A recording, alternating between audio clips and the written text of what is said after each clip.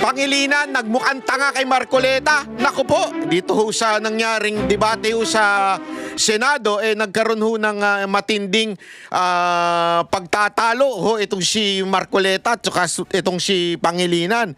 Alam nyo mga kababayan, alam ko medyo mahirap intindihin pagdating sa issue na ito. At ngayon ay ipapaliwanag ko sa inyo ano ba talaga ang punto ni Marcoleta at ano din ang punto ni Pangilinan at bakit ba merong ganito. Hindi ba dapat wala na ito dahil nagkaroon na ng arbitral ruling na tinatawag? Pero dyan lang kayo dahil ipapaliwanag ko sa inyo sa lengguwaheng maiintindihan ninyo para naman kayo'y maging aware what is really happening on this issue kasi marami yung gumagamit itong issue na ito hindi naman dahil gustong maliwanagan o hindi naman dahil gusto magkasundo at maayos yung sigalot dyan sa West Philippine Sea, ngunit dahil gusto lang nilang gamitin sa politika itong issue na ito. At yan ay ating aalamin ngayong araw na ito, kaya huwag kayong bibitaw At kung pwede naman, baka lang naman gusto ninyong mag-subscribe kayo dito at baka naman gusto ninyong magkaroon ng pagkakataon na kayo rin po ay makatulong dito ho sa channel na ito. Pwede rin ko magpa-member, ika nga. Diyan po, yung membership po ay may monthly ho yan. Ngunit yung sa subscription, wala po yan. So, kung ano man ang gusto ninyo, nasa sa inyo na po yan. Pero sana man lang, kahit subscription man lang. Okay? So, ito na nga, pag-usapan na natin tong issue na ito. Una sa lahat, ito. Bakit ba merong ganyang nagaganap? Okay? Alamin muna natin, ano ba ang issue? Bakit ba nagkaganire? Bakit ba nagkaroon ng hearing? Akala ko ba okay na yan? Ano ba talaga ang siste? Bakit ganon? Ganito kasi yan. Kung maaalala ninyo, nung nakaraang araw, may hearing, di ba? O merong resolusyon na gustong ipasa ang Senado. Supporting etong mga senador, congressman na nagbibigay ng kanilang opinion at kasama na rin po dyan yung ginawang katarantaduhan ni Tariela. Okay? So yan po yung usapan, yung resolusyon na yon. Sa lahat ng resolusyon na ginagawa ng Senado, yan ay pinagdedebatihan para kung ikaw ba'y pipirma o hindi. May karapatan ng bawat senador na magtanong kung ano itong resolusyon na ito at kung ano ba yan, pwede mong i-debate. Ika nga, parang ganun ang usapan dito. Ngayon, itong resolusyon na to, marami nang may gusto dyan. Walang problema. I think 15 silang senador. Pero yung mga katulad ni Marcoleta at saka si, I think, Senator Amy and Senator Robin, may konting pagtutol. Lalong-lalo na po. Actually, ang pagtutol lang naman nila, yung etong si Tariela, yung the way na nagsasalita si Tariela na tila akala mo siya ang spokesperson ng buong Pilipinas. Pag umpugin ko kayo ni hindi, biro lang. Di ba? Parang feeling niya siya talaga yung spokesperson ni Marcos So, eto nga ang nangyari nun. So, dahil nga medyo ayaw ni Marcoleta yung ganong klaseng attitude ni Tariela, meron din siyang ilang mga gustong i-clarify na issue at yan ang pag-uusapan natin. At dahil dyan, nagbanggaan ngayon si Pangilinan at si Marcoleta sa isang matinding debate. At dito, malalaman mo talaga kung sino ang may utak at sino yung trapo. Huwag naman bobo, hindi naman bobo. Namumulitika, ika nga. Okay? Pakinggan po natin itong debate na to. I'd like to thank my colleague from the gentleman from Pampanga and Quezon City for having readily accepted questions from this representation. Mr. President, in the sponsorship speech of the Honorable Senator from Pampanga and Quezon City, he said that the resolution will signal our resolve to prevent China from claiming 500,000 square kilometers of our exclusive economic zone. I'd like to ask the gentleman, Mr. President, where did he get his data of 500,000 square kilometers? Yan muna una.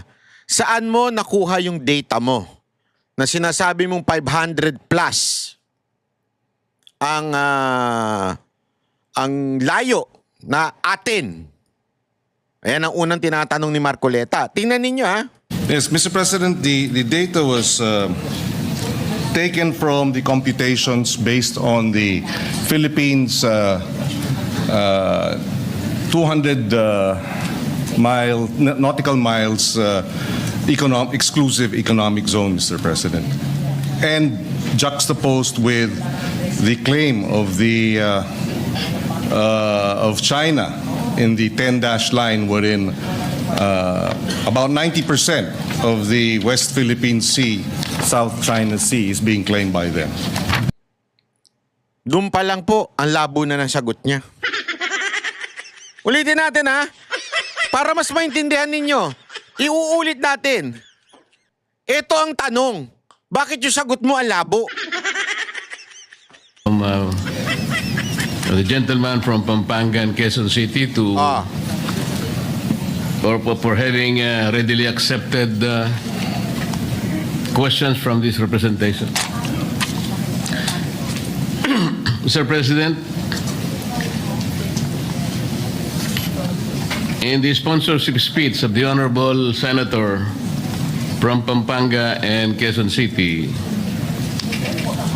he said that the resolution will signal our resolve Yung resolution daw na ginawa to prevent China from claiming 500,000 square kilometers to prevent China from claiming yung 500 plus na yon kilometers of our exclusive economic zone.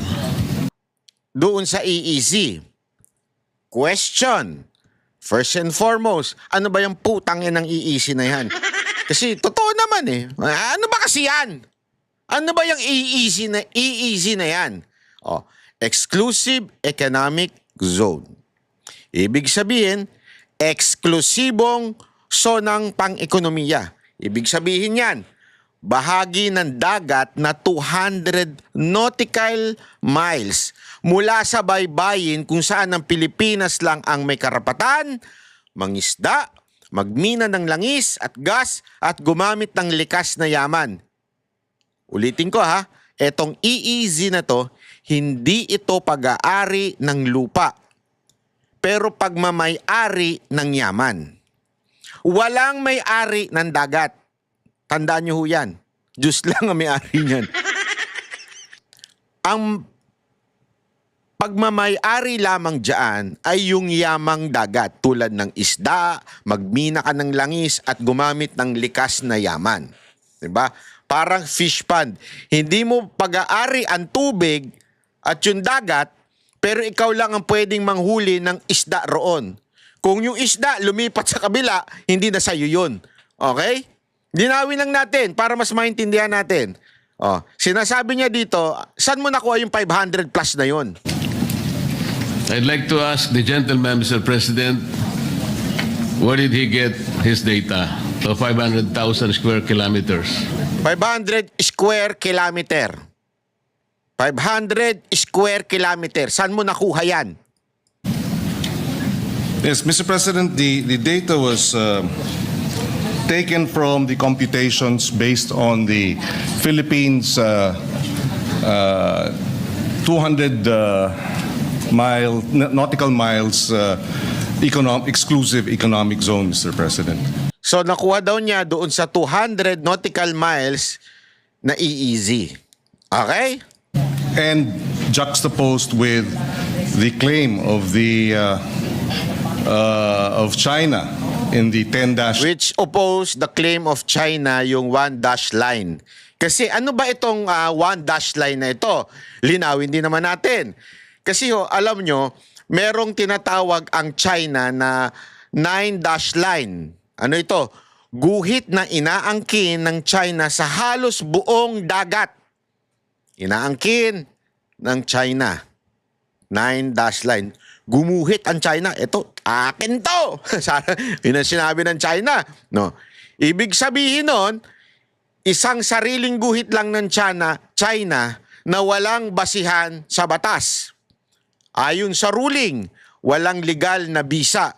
Parang gumuhit ka ng bilog sa mapa, sabihin mo, akin to. Diba? Hindi pwede yan. Yung parang ginagawa ni FLM. Lahat ka, makita mo, akin yan. May sariling mundo, ganon. Hindi pwede kung walang titulo. Yan ang linawin natin, ha? Linawin po natin. 9-dash line. Hindi po, yan po ang kiniklaim ng China na kanila. Oh. Line wherein about 90% of the West Philippine Sea, South China Sea is being claimed by them.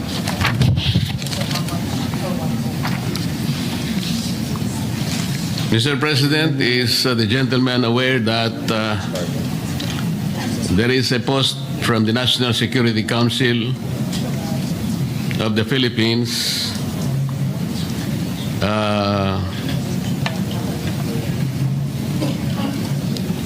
saying that our West Philippine Sea is approximately 381,000 square kilometers?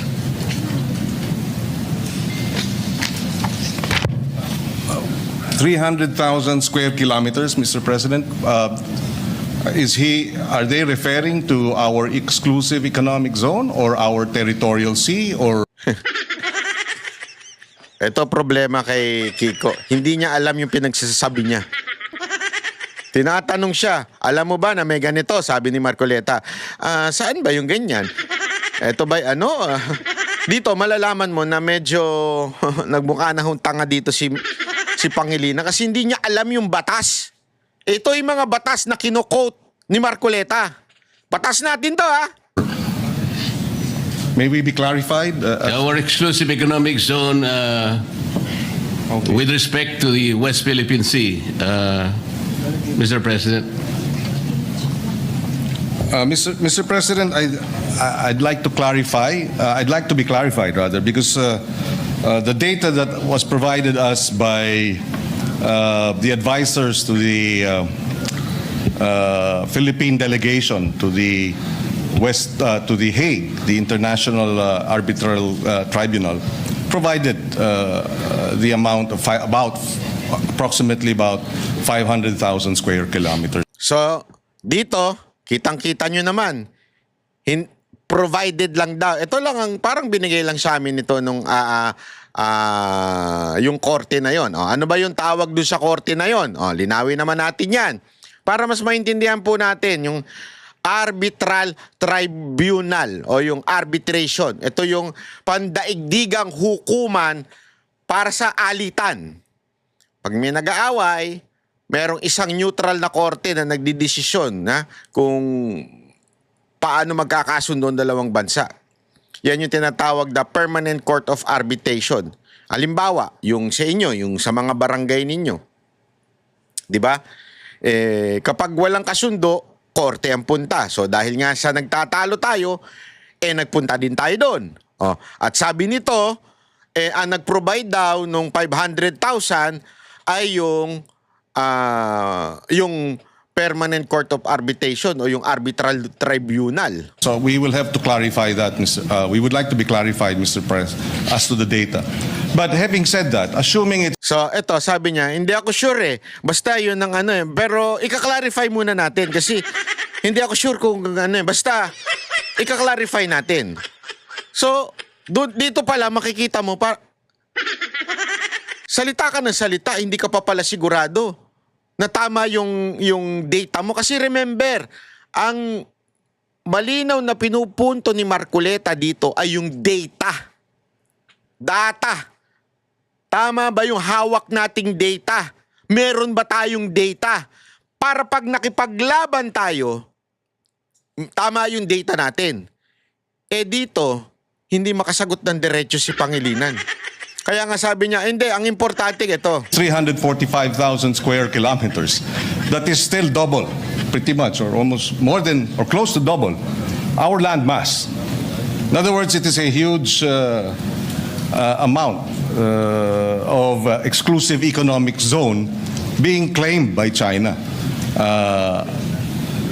that we have sovereign rights over our territorial sea, as well as we have exclusive rights over our exclusive economic zone, which includes, as the gentleman has mentioned, at least from his data, 360,000 plus square kilometers. So dito, mukhang makukuha mo na yung pinupunto ni Marcoleta dito. Hindi niya kini-question yung ruling. Naniniwala siya, tama yung ruling. Walang problema, okay yan.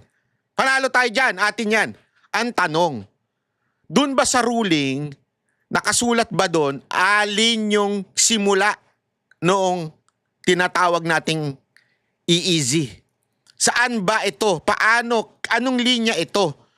Kasi napaka-importante, 'di ba? Na sinasabi ng mga ruling na 'yan, tandaan natin yung ruling po ang sinasabi po diyan, mali yung 9-dash line. At ito ay tinatamaan yung EEZ natin. Okay? Yan po yung ruling. Ang tanong, asan doon yun?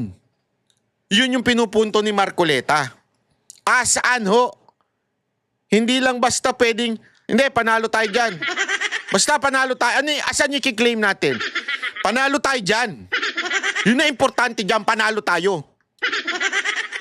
Diba? Ang desisyon nito, final to at binding. Ha? Ayon yan sa international law, yung UNCLOS. Okay? Ang paliwanag dyan, sinasabi, walang legal na basihan ang sinasabi ng China na historical rights. Kasi yun ang dahilan ng China eh. Historical rights daw nila ang halos buong West Philippine Sea. Okay? So, ang sabi naman natin, hindi. Tinatamaan na kami dyan. Diba? Para bagang ganito, sa halimbawa, may bakanting lupa sa barangay. Ginamit mo dating pangtambakan. Pero hindi ibig sabihin sa'yo na yung lupa. So, ganun din yung 9-dash line. Yes, maybe you are passing through that line before, nung sa history, pero hindi ibig sabihin sa'yo yan. Wala kang titulo, wala kang ano dyan, wala kang rights. Okay? Yun ang ruling. So, importanteng maunawaan natin yan. O, tuloy. Mas malaki pa sa ating lupain.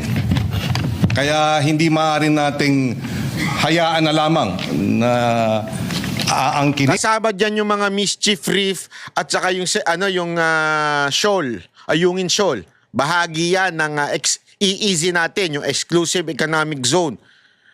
So sinasabi natin walang karapatan ang China magtayo doon ng kahit anong infrastructure na But again, hindi yun ang punto ni Marcoleta. Okay? Unawain natin yung punto ni Marcoleta dito. At ng ibang bansa, lalo na ang China.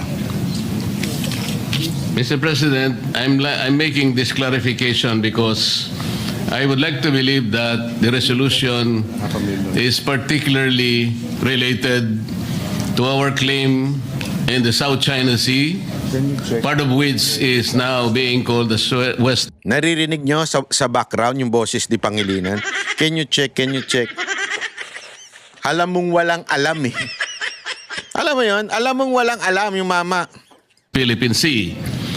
According to the National Security Council, our exclusive economic zone in relation to that is only 381,000 square kilometers. And that is the principal interest in relation to the sponsorship speech in connection with the resolution under consideration, Mr. President. I would like to correct that because the 500,000 does not exist, Mr. President, because as I will discuss later, in Magaliano versus Ermita, this is a jurisprudence that was penned. Tandaan ninyo, ito mga binabasa po ni Marcoleta, batas po ito ha. Hindi po siya nag-iimbento, hindi po siya kumukontra. Ito po'y mga desisyon sa Pilipinas. korte natin ang nagsasabi nito na si Pangilinan nagmumukhang tanga kasi hindi niya alam kung saan niya nakukuha yung mga data niya. Tingnan niyo kung paano nagiging mukhang tanga dito si Pangilinan, ha? In relation to the conflicting maritime area in Republic Act 3046 and Republic Act 9522, our Supreme Court had the opportunity, Mr. President, of adjudicating that our total exclusive economic zone, not only in the West Philippine Sea but in the other rest of the world, is only 382,669. This is already in the jurisprudence, Mr. President. Thank you for that, Mr. President. We are currently securing the information that was relayed to us by Justice Carpio, and therefore. Yun lang. Ngayon ka pala magre-research. Gusto mong magpasa ng resolusyon nang hindi mo alam kung saan galing at wala kang masasabi nating backup na kung saan ba nanggagaling yung mga sinasabi mo. Patay tayo dyan. Or assuming for the sake of argument that it is 345,000 square kilometers, it does not remove the fact that that is a huge amount of our economic zone that is being aggressively taken over by China. The only reason, Mr. President, that I'm trying to specify the exact area of our exclusive economic zone, because the next question is, would the Honorable Senator agree that in law, a claim to land or waters must be defined by metes and bounds? Mr. President, Naintindihan niyo yun? Yung claim daw ay dapat naka-define. Ano yung kiklaim natin? Kailangan meron tayong data. Hindi basta-basta we can claim, panalo na tayo. Okay na yun. Ano ba dun? Kasi wala nga po doon sa desisyon. we, with the indulgence of the good senator, we already have an arbitrary ruling in our favor. So the metes and bounds is no longer debatable. The arbitral ruling has awarded the Philippines and recognized our claim vis-a-vis China. It has rejected China's 9-line, 10-line claim and has upheld the Philippines' position that what China is doing within the exclusive economic zone of the Philippines is illegal. And therefore, the debate as to whether there are metes and bounds is moot. We can debate until kingdom come, but that. So sinasabi niya wala na daw saysay yung sukat o yung boundaries kung saan yun. Di ba? Ito, sagot ni Marcoleta. Will not change the arbitral ruling in our favor, Mr. President. That is not entirely correct, Mr. Yun, hindi tama yun. Bakit? President, and I beg to disagree. The reason why I'm asking the gentleman for the metes and bounds to our claim on our maritime rights is because until today, I would like to believe that there has not been any specific computation or coordinates of the West Philippine Sea. I'd like to ask if is the limit. Ito kasi sinasabi ni ni Marcoleta. Until now, wala naman tayong mapa na asan ba yung West Philippine Sea. Hindi alam nyo kung bakit. Para ikaw magkaroon ng claim sa pangkaragatan, which is in the international waters, it has to be acknowledged by different countries. At this moment, pag tumingin kayo ng mapa sa ibang bansa, tayo lang ang naglagay ng West Philippine Sea dyan. Sa ibang bansa, South China Sea pa rin ang tawag dyan. Nagigets nyo? Tayo lang ang meron na West Philippine Sea. Yan yung sinasabi na ni Marcoleta noon pa. Kaya nga dapat i-define natin asan ba yung West Philippine Sea? Mula saan ba yon? So that when we claim it, sasabihin natin mula dito hanggang dito, yan ang West Philippine Sea. Yan yung kanina niya pang pinagpipilitan na ito sinasabi namang isa ni Pangilinan, wala nang kwenta yan. Basta nag-decide na atin yan. Para kang ganito eh. Nagdesisyon ng korte. Eto sa inyo itong lugar na ito. Isang ay sinabi rin ng korte na kunwari itong si pangalanan natin, halimbawa itong si Chinita. Diba? Kunwari lang si Chinita. Kiniklaim niya yung amin yan. Yung nakikita mo amin yan. At sabi natin, hindi, amin yan. Sabi naman ni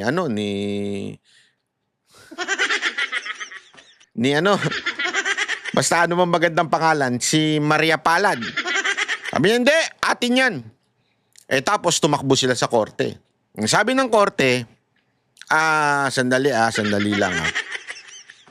Hindi sa inyo yan. Sabi niya doon kay Chinita. Sabi niya, hindi sa inyo yan.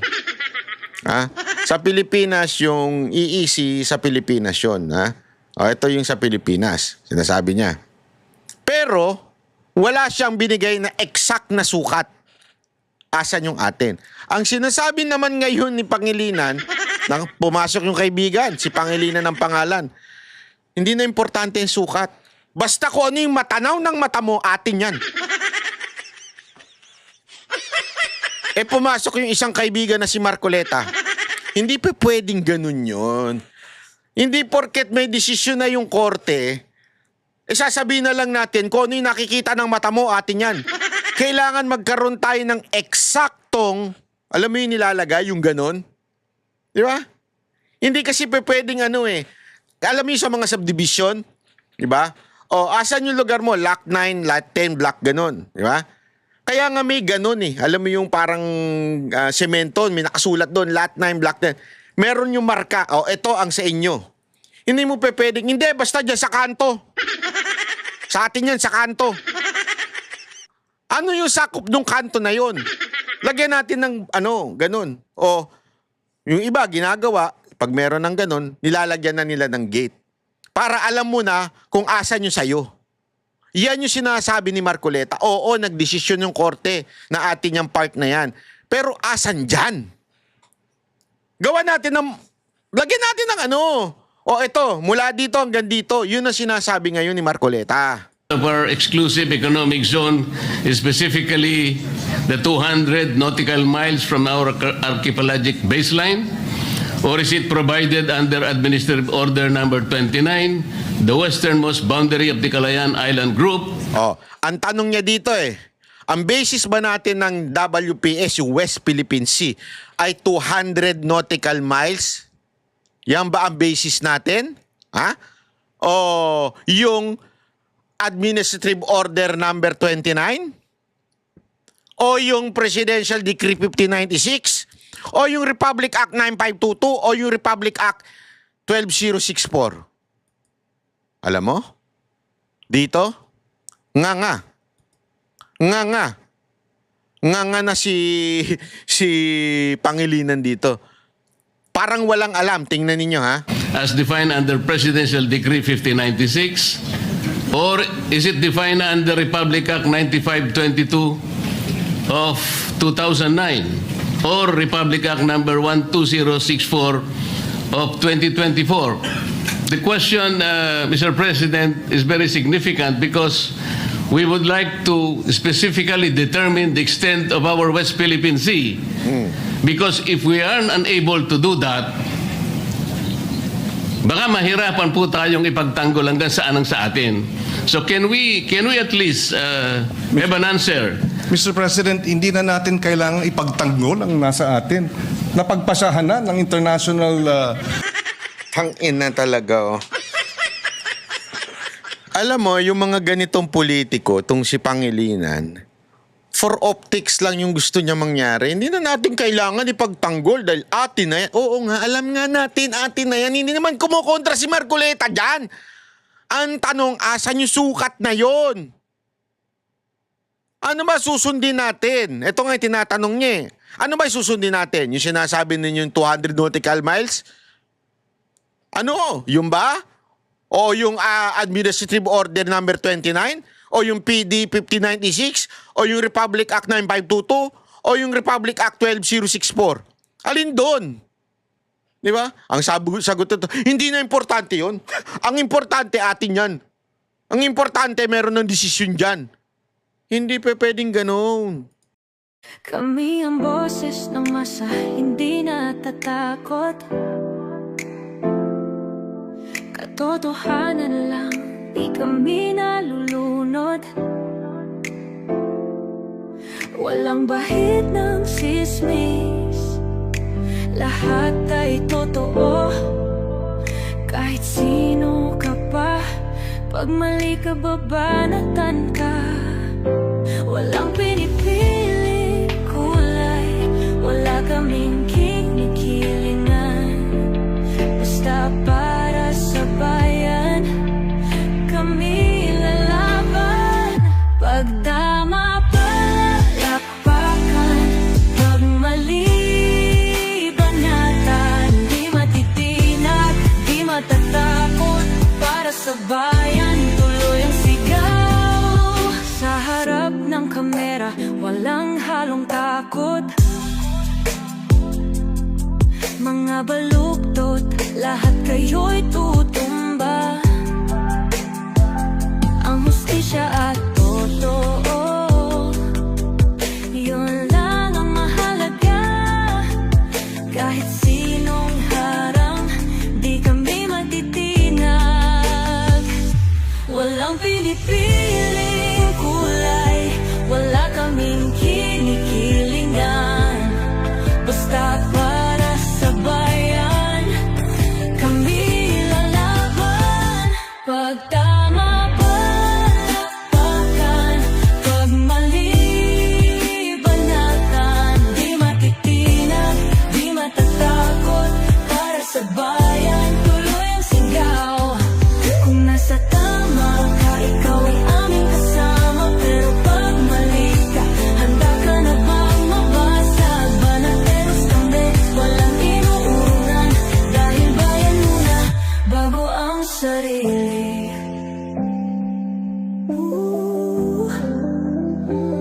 Bago ang sarili.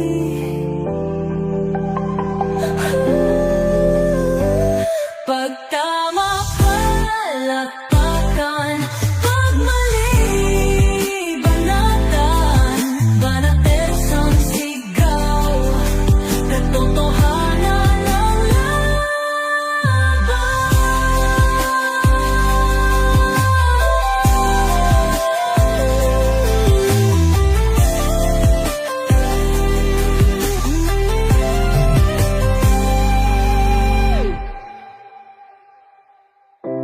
sa harap ng kamera,